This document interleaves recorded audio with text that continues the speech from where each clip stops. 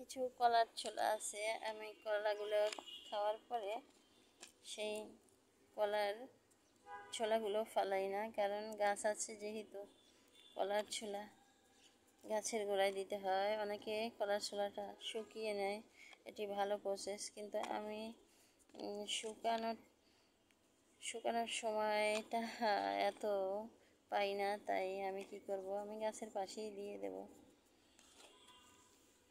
শুকিয়ে যাবে। ছাদে অনেক রোদ আছে, শুকিয়ে যাবে। তো আমি এই গাছটা, এই লাউ গাছটার গোড়ায় দিয়ে রাখলাম, শুকিয়ে যাবে।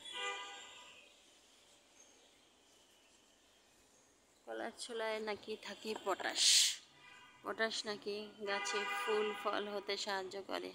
তবে এই গাছটি যেহেতু ছোট, তো সেই এটার মধ্যে চা পাতা সব কিছুই দিতে হবে, সবগুলো সারই ব্যবহার করতে হবে। ছোট গাছে সবই দেওয়া যায় অল্প অল্প করে। এখান থেকে রৌদ্রটা বেশ উঠেছে।